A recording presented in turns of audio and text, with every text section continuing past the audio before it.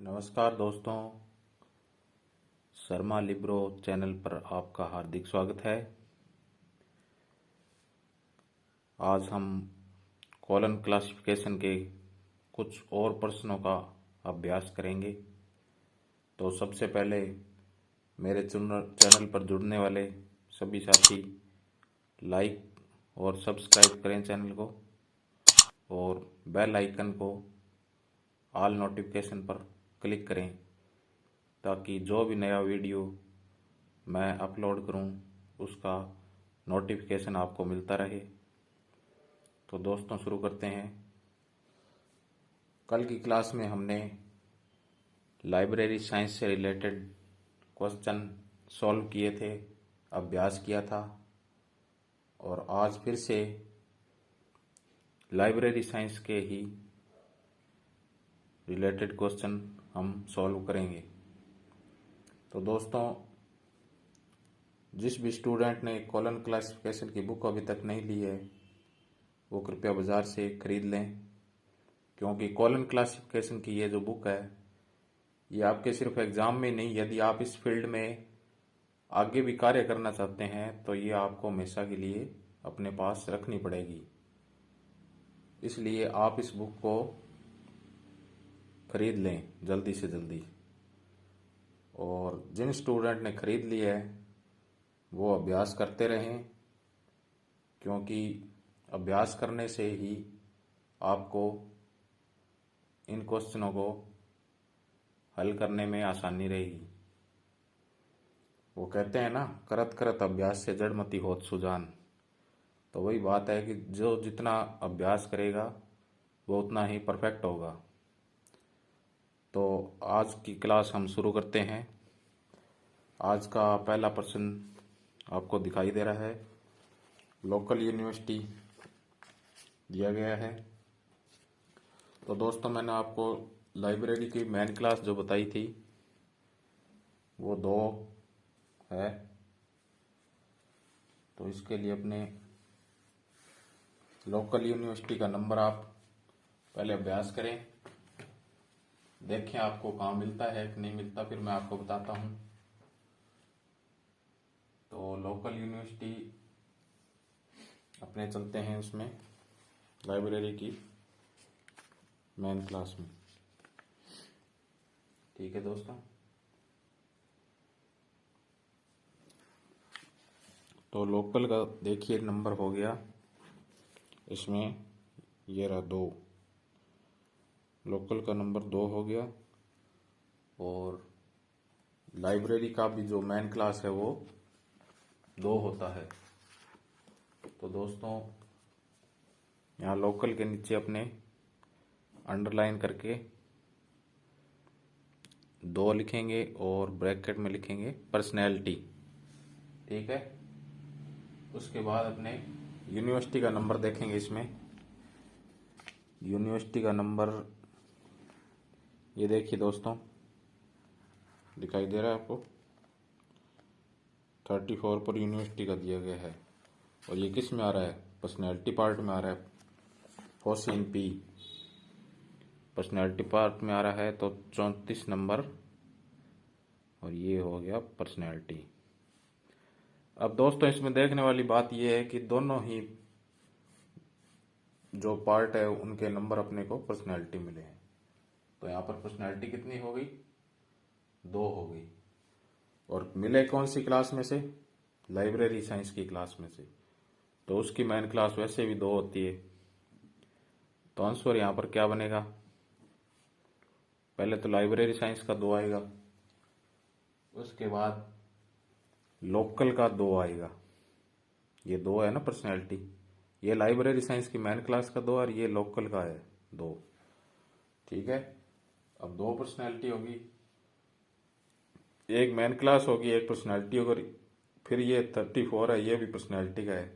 तो दोस्तों, एक बात आप नोट कर लेना, नोट्स में लिख लेना कि जब 2 पर्सनैलिटी, जब मेन क्लास के साथ 2 पर्सनैलिटी आए, उसके अलावा और कुछ मैटर भी ना मिले, एनर्जी ना मिले, 2 पर्सनैलिटी एक साथ आए, तो उनके बीच में आपको हाइफन चिन्ह लगाना है। ये माइनस जैसा चिन्ह होता है जिसको हाइफन कहते हैं अपने। हाइफन चिन्ह लगाकर फिर अपने को ये दूसरी पर्सनैलिटी लिखनी है, यूनिवर्सिटी का 34 नंबर। तो दोस्तों ये अपना आंसर बन गया। तो ये बात आपको ध्यान रखनी है कि जब दो पर्सनैलिटी मिले किसी भी अंक में, तो आपको उन दोनों के मध्य हाइफन चिन्ह लगाना है, जो माइनस का जैसा चिन्ह होता है, हाइफन बोलते हैं अपने इसको। ठीक है दोस्तों। अब अगला अंक है यूनिवर्सिटी लाइब्रेरी। तो यूनिवर्सिटी लाइब्रेरी हो गया। लाइब्रेरी का आपको याद हो गया होगा, इसकी 2 मेन क्लास है। और यूनिवर्सिटी का अपने नंबर ढूंढेंगे। यूनिवर्सिटी का नंबर अभी इसमें आया था पहले प्रश्न में 34 है, तो अपने को ढूंढने की आवश्यकता नहीं है। इसके नीचे अपने लिखेंगे 34 और ये हो गया अपना पर्सनैलिटी में से मिला है, तो इसका आंसर हो गया 2 मेन क्लास आ गया। और मेन क्लास के साथ पर्सनैलिटी हमेशा बिना योजक चिन्ह की आती है। ठीक है, ये भी इसके सामने लिख लेना कि मेन क्लास के साथ पर्सनैलिटी हमेशा बिना योजक चिन्ह के आती है। ठीक है, उसके बाद हो गया next question, government department of library. तो government department of library, library का दो मेन क्लास हो गई इसकी। ठीक है, अब अपने को देखना है गवर्नमेंट डिपार्टमेंट का नंबर। गवर्नमेंट डिपार्टमेंट का नंबर अपने देखेंगे इसमें से कहीं दिखाई दिए दोस्तों आपको? ये देखिए, पी पार्ट में, पर्सनैलिटी वाले पार्ट में 48 पर अपने को गवर्नमेंट डिपार्टमेंट का नंबर दिया गया है। तो इसमें अपने इसके नीचे लिखेंगे 48, पी पार्ट में मिला था पर्सनैलिटी। दोस्तों एक बात मैं आपको बता दूं, पहले पिछली कक्षा में बताई थी कि आप यदि अंडरलाइन करके इस तरह से ये चीजें लिखोगे ना, तो जो कॉपी जांचने वाला अध्यापक होता है ना, उस पर प्रभाव पड़ता है। प्रभाव किस प्रकार पड़ता है कि वो देखते हैं कि इस स्टूडेंट ने पूरा ईमानदारी से अपनी मेहनत करके आया है, ये तब ये एग्जाम दे रहा है, हालांकि इसने किसी की चीटिंग नहीं की साथ वाले की। क्यों? ये तरीका उसी को आता है जो सीख के जाता है घर से, इसलिए वो इसका प्रभाव पड़ता है परीक्षक पर और वो नंबर आपको अच्छे देता है। इसलिए मैं आपको बता रहा हूँ, ये हर किसी यूट्यूब चैनल पर आपको देखने को नहीं मिलेगी, और शिविर में भी ये बात नहीं बताते हैं। जो प्रैक्टिकल शिविर लगते हैं ना आपके, वहां पर भी आपको ये बात नहीं बताई जाएगी कि अंडरलाइन करके पहले नीचे यहाँ पर ये चीजें लिखनी है कि ये मेन क्लास है, ये एनर्जी है, ये मैटर है, ये टाइम है, ये आपका स्पेस है। तो ये चीजें आप करोगे वहां पर तो आपको इसका अच्छा लाभ मिलेगा। तो अंडरलाइन करके आपको लिखना है। तो ये आपका अंक बनेगा 2, और ये पर्सनैलिटी मेन क्लास के साथ हमेशा बिना योजक चिन्ह के आती है। तो ये आपका बन गया नंबर। उसके बाद में चाइल्ड लाइब्रेरी। चाइल्ड लाइब्रेरी का है, लाइब्रेरी का हो गया आपका 2 मेन क्लास। चाइल्ड का नंबर ढूंढेंगे। चाइल्ड का नंबर अपने ढूंढते हैं इसमें। देखिए आप, चाइल्ड का नंबर कहाँ दिया गया? ये रहा सर, दिखाई दिया 61 चाइल्ड। और कौन से में है? पी पार्ट में, फोसी इन पी। इसको फोकस या फोसी इन पी। तो अपने कितना मिला? 61 और पी लिख देंगे। ये इस तरह से आप करोगे तो इसका आपका बहुत फायदा मिलेगा एग्जाम में। अब नंबर बनाएंगे तो सबसे पहले पर्सनैलिटी लिखी जाती है। ये देखिए मैं आपको बता देता हूँ, PMEST का जो फॉर्मूला है ना, तो इसी क्रम के हिसाब से चलना है अपने को। सबसे पहले यहाँ पर पर्सनैलिटी आएगी, फिर यदि मैटर है क्वेश्चन में तो मैटर आ जाएगा, एनर्जी है तो फिर एनर्जी आएगी, स्पेस दिया गया है तो स्पेस आएगा, और टाइम दिया गया है तो टाइम लास्ट में आएगा। मतलब क्रम वाइज चलना है आपको। तो ये PMEST, पी का चिन्ह बताया था मैंने आपको कोमा, मैटर का बताया था सेमीकोलन, एनर्जी का बताया था कोलन, स्पेस का बताया था डॉट, और टाइम का बताया था सिंगल इन्वर्टेड उल्टा कोमा। ठीक है, तो ये आ गया यहाँ पर 2 तो मैन क्लास लाइब्रेरी की आ गई और चाइल्ड का आ गया 61 नंबर। मैन क्लास के साथ पर्सनैलिटी हमेशा बिना योजक चिन्ह के लगती है। ये बात बार बार आपको याद करवा रहा हूँ ताकि आप परीक्षा में इस बात को भूलें नहीं, ठीक है। उसके बाद नेक्स्ट क्वेश्चन चलते हैं। लाइब्रेरी का 2 मैन क्लास और डिस्ट्रिक्ट का अपने नंबर देखेंगे। इसमें ये बुक आपके पास होनी बहुत आवश्यक है और आपको मैं बार बार कह रहा हूँ कि आप अभ्यास करें। सिर्फ वीडियो को देखें नहीं, अभ्यास करोगे तभी आप सीखोगे। सिर्फ वीडियो देखने से कुछ नहीं होगा। मैंने खुद ने अभ्यास किया था जब मैं BLIS की थी और पहले ही प्रयास में मैं सफल हुआ था। तो अभ्यास करोगे तो पहले प्रयास में निकल जाओगे, अन्यथा 2-3 साल तक एक ही क्लास में लटकते रहोगे और कुछ नहीं हो सकता। तो ये डिस्ट्रिक्ट का नंबर ये दे रखा है 21 नंबर, 21 नंबर डिस्ट्रिक्ट का। और किस पार्ट में मिला है? पर्सनैलिटी पार्ट में। तो आंसर बन गया इसका क्लास नंबर। मैन क्लास होगी 2 और मैन क्लास के साथ पर्सनैलिटी हमेशा बिना योजक चिन्ह की आती है। ये बन गया इसका उत्तर। समझ आ रहा है सभी को? अभी ये सिर्फ बेसिक कॉन्सेप्ट के सवाल है, धीरे धीरे लेवल बढ़ाएंगे ताकि आपको कोई परेशानी ना हो।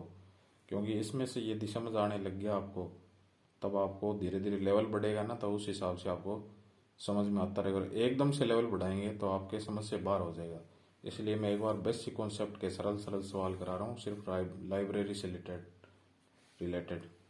तो कैटलॉगिंग इन यूनिवर्सिटी लाइब्रेरी, तो लाइब्रेरी का नंबर अपने 2 मैन क्लास हो गया, ठीक है।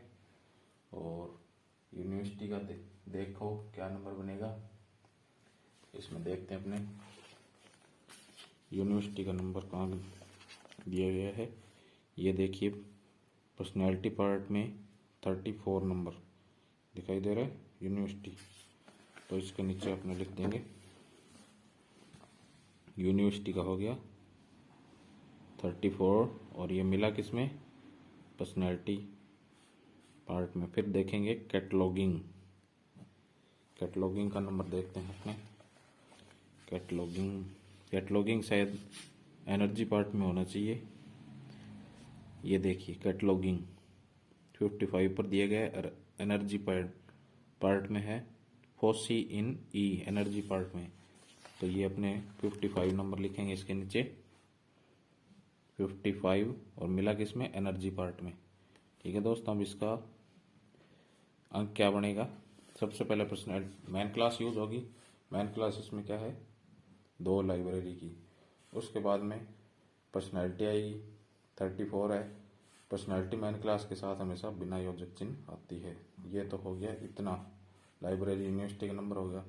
उसके बाद दोस्तों जब एनर्जी कैटलॉगिंग का नंबर अपने को 55 एनर्जी पार्ट में दिए गए, तो एनर्जी का चिन्ह क्या होता है? ये देखिए एनर्जी का चिन्ह होता है कोलन। तो यहाँ पर क्या लगेंगे? कोलन लगा के क्या लिखेंगे? 55 कैटलॉगिंग का नंबर और ये अपना नंबर बन गया, ठीक है। समझ में आ गया? सबसे पहले अपने लाइब्रेरी की मैन क्लास का 2 नंबर आ गया, फिर यूनिवर्सिटी पर्सनैलिटी लगेगी 34 आ गया। पर्सनैलिटी में ऐसा मैन क्लास के साथ बिना योजक चिन्ह आती है और ये एनर्जी पार्ट से कैटलॉगिंग का 55 नंबर मिला है, तो इसका चिन्ह लगेगा ये एनर्जी का चिन्ह कोलन लगा के 55। अब अगला नेक्स्ट क्वेश्चन आता है लाइब्रेरी मैन क्लास 2 नंबर। उसके बाद में नेशन देखते हैं अपने। ये रहा नेशन 13 नंबर पर, पी पार्ट में 13 नंबर पर नेशन। पी पार्ट में 13 नंबर पर नेशन। और क्लासिफिकेशन अपने देखेंगे। क्लासिफिकेशन एनर्जी पार्ट में मिलेगा अपने को।